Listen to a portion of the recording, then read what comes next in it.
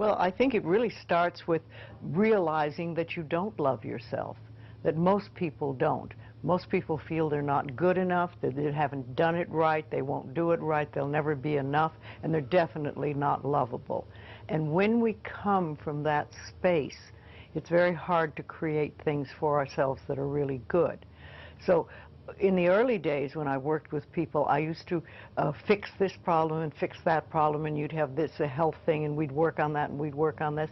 And one day I discovered, much to my amazement, that if I would help people learn to love themselves, to really accept themselves as they are, we didn't have to work around problems, because it was almost like a miracle. Everything seemed to fall away. It's a hard one for people because we grow up believing that we're not good enough and nothing is right. I remember lots of times I would ask people, well, what is really wrong with you? What have you done that is so terrible that you're not acceptable to yourself? And I never, ever, ever got an answer that made any sense.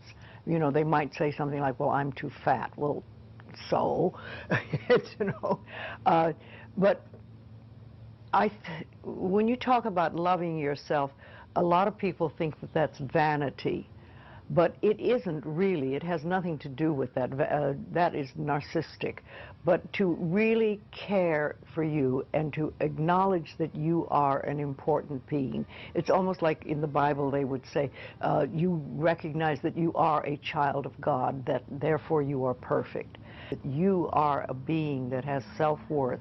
If you can really recognize your own worth, then you start to treat yourself differently. And I think that's what's so very important about loving yourself, is you stop beating yourself up, you stop making yourself wrong, you stop talking about how awful you are, and you stop saying things like, I'm really stupid and stuff, and you start to treat yourself with a certain amount of respect. And this makes an enormous difference, because what you give out in life is what comes back to you. So if you're giving out a feeling of, I'm okay, I'm good enough as I am, and I am acceptable, and I love life, and I love me, and you start having gratitude for yourself and for life, then life treats you differently, because you are having a different vibration that you're giving out and getting back. And that's when things really start to flow.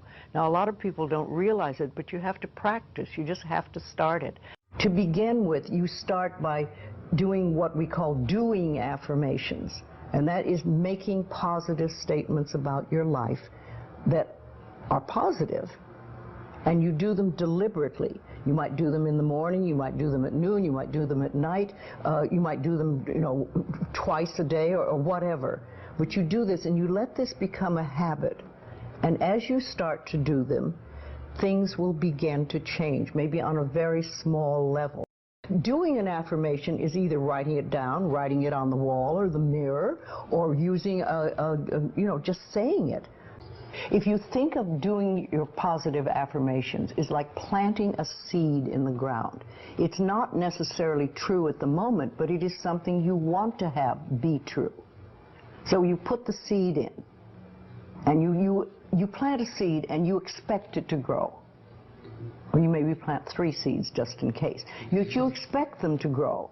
And you don't wait 2 days and then dig in the earth and say, what's happening, what's happening? You expect that thing to grow because you know there's a law and a process. And the seed will grow if it is in the right soil and it has the right amount of moisture. What I like people to do is to stand in front of a mirror and do their affirmations. Because there's something very powerful about looking in your own eyes and accepting yourself, or noticing that you reject yourself when you're saying something positive about yourself. So that would be a very beginning way to start. Say in the morning, you get up in the morning, you go to the mirror, and this is a big one, and it's hard for lots of people. But you look in the mirror and say, I love you. I really, really love you. And it helps if you use your name, Louise, I love you, I really love you. It gets to that little child inside that has been rejected for so long. And to begin with, that can be so hard for people because they think of all the things that they think are wrong with them. And doing it every day Doing something every morning when you wake up, that's a really good time. And another good time is when you go to sleep at night. And it's like little miracles start to happen. Lots of little good things happen. It's that simple. Life is really very simple. We make it enormously complicated, but it doesn't have to be. A whole bunch of research on cancer. I wanted to know who had beaten cancer and what was the common denominator. So I did a lot of reading, and I discovered that the common denominator was everyone, no matter what treatment that they chose, they were well because they changed the way they thought. Your body's not your enemy, which of course I think anyone who's first experienced disease or pain, I think we're taught that, you know, why is my body doing this to me, instead of why am I going through this experience? And it sort of let me shift my thinking to, you know, I need to love my body through this. I'm thankful that I actually got cancer because I needed a big wake-up call. I'm in remission and I feel wonderful, and I've never felt better about myself. I still walk around daily and I use that affirmation that she had for cancer. It's the, I lovingly forgive and release everything in my past. I choose to fill my world with joy. I love and accept myself. It was life-changing. It was one of these things where not only was I grateful for my illness, but in the end, much healthier than I had been before. I came home determined to try it. At the time, I was being treated for fibromyalgia and chronic fatigue. I was self-employed. My energy levels were so low, I was barely putting in 20 hours a week, completely ignoring my children and my responsibilities. And I started her affirmation. My body now restores itself to its natural state of good health. And I saw the difference in a week. I said it all the time, and I started doing her mirror work. I would go to the mirror, and though I didn't feel it and the words stuck in my throat, I would look in the mirror and I would say, I love you very much, Jackie. You're perfect exactly the way you are. I'm passionate about life. I love myself. I am well. And then I bet you I said it 300 or 400 times a day to get over the fear of having cancer.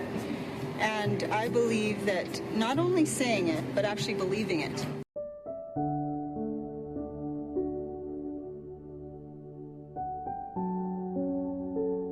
But when I was beginning to work with people in the early days, I paid very close attention to what people said. And it became a habit with me, and I still do. I listen to what people say more than, you know, the words they're using and everything. And so often I think, oh, if you just wouldn't use those words, if you just take those 3 words out of your vocabulary, because people use negative words a lot, the same ones over and over again. What words would you take out of the vocabulary? Just a lot of negative expressions that people use. I'm not good enough, or this will never work, or oh, it's a rotten day, or, you know, there's just tons of expressions, and we use them over and over again, and they don't do us any good at all. If you have very strong beliefs within you that you don't deserve good things in your life, and a lot of people have that, then there can be delays. And sometimes people say, well, affirmations don't work. I've done them. But when they're doing, for instance, prosperity affirmations, and they've done some prosperity affirmations, and they say it doesn't work, nothing's happening. And I say, well, all right, how many prosperity affirmations did you do in a day? And they'll say 3, probably. And they say, all right, how many poverty affirmations did you do this day? And that could be 300, depending on where you're coming from and what is running through your mind. See, I have this, one of my thoughts about life is that only good lies before me. And I have been saying this for many years.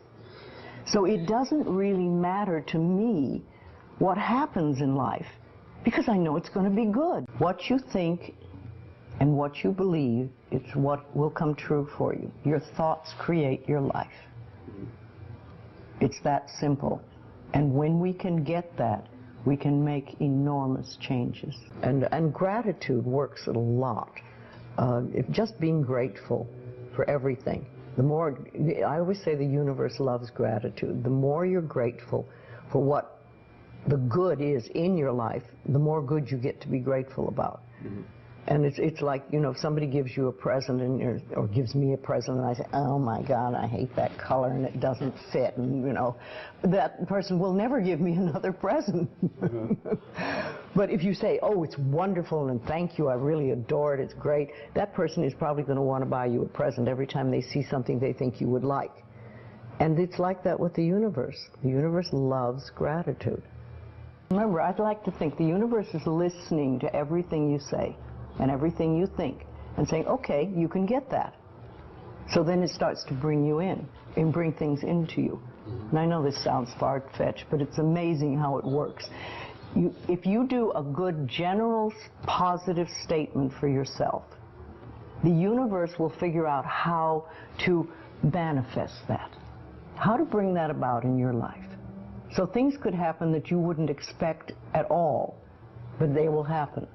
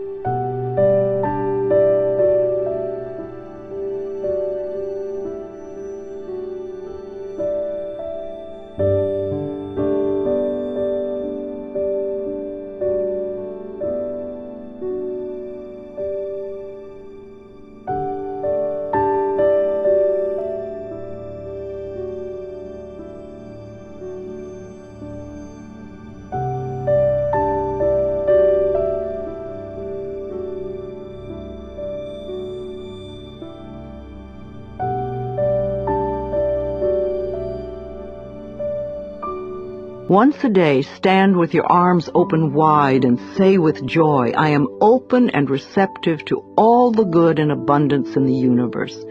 And thank you, life. Life will hear you and respond.